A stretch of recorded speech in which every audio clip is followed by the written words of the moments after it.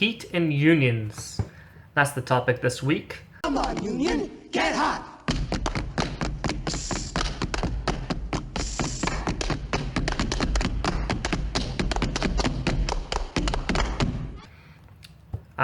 Last year and the year before have both been the hottest years on record, and it was only a few years ago that my whole town was surrounded by fire.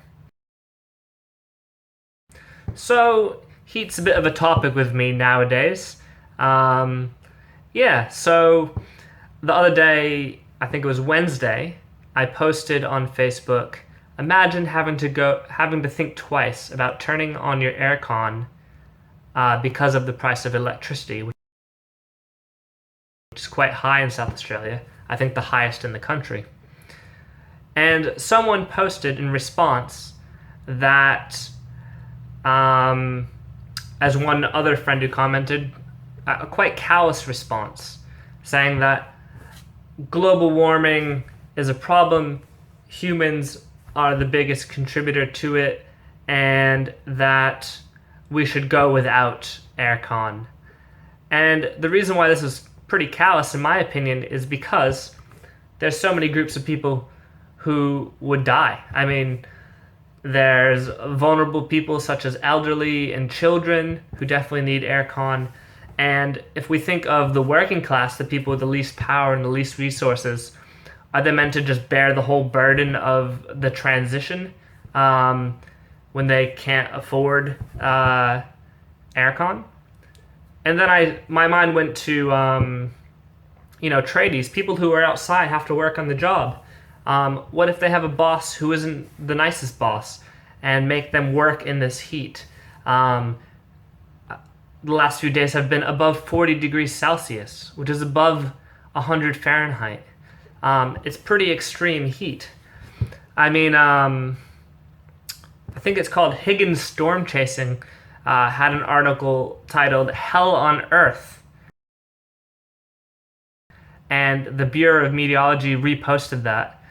And it's a pretty accurate description. It is bloody, bloody hot, and I would not want to be working out there myself. So I got even more curious, and I posted another status saying, why doesn't the Work Health and Safety Act for South Australia just give a straightforward answer when workers can say, that's it, it's too hot, I'm going to stop working? Or say, well, hey boss, if you make your workers work in this crazy heat, then you're going to get a penalty. Why don't they just say it in a straightforward way? The legislation, the Work Health and Safety Act, why doesn't it just give us this tool we can use so that we can be safe and not get heat sick? But it doesn't. So I call, one friend described, he felt like he was dying at work. So I called up the Safe Work SA. They're the arbiters of the legislation. And they basically told me that, look, there's not much in the legislation. Your employer has a duty of care to not let you die in the heat, but that's about it. So there's not much there. And this really irked me. So I called up the CFMEU, which is a union here, a pretty big union, and they told me that their policy is that that workers need to stop work in 35 degrees in the direct sunlight and 37 in the shade. And they tend to, stop work altogether 37 and above. And this is pretty clear. It's pretty, makes sense to everybody, I think. But then I ended up contacting the Master Builders Association. Notice it's an association, not a union. And they wanted to tell me that the CFMEU's policy, straightforward, clear, is pretty much irresponsible.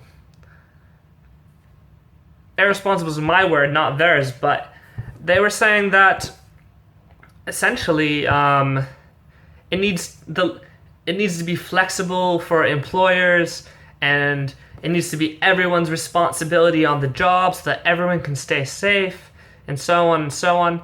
And to a certain extent, I agree. Everyone needs to look out for everyone, and not all circumstances are the same. But at the same time, we need a clear limit, something that we can use as a tool to tell the boss, hey, you're not doing the right thing. We should be able to stop work, or we should be able to go in the shade, or we should be able to take a break. But no, it gives all the power to the employer, who already has the power. So what kind of legislation is that? What kind of advice is that from the Master Builders Association? And they didn't seem to like the CFMEU's rule at all, which was really odd because a lady from the CFMEU recommended that I contact them for a comment, which I thought was weird. Yeah, so it's hot outside right now, and and in regards to last week when I mentioned Pizza Hut drivers, I joined the IWW, which is a union, Industrial Workers of the World, IWW stands for. And they tend to organize more vulnerable workers. And yeah, so that's an update from last week. And hopefully I'll bring you some more about the progress on helping out some Pizza Hut drivers who haven't been being paid correct 90% of the time, the ombudsman found out. All right, heat and unions. Peace.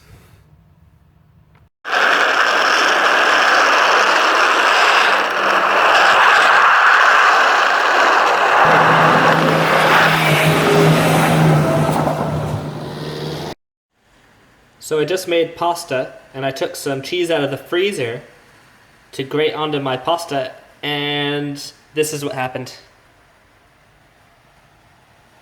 A whole frozen block of cheese with pasta sauce on it.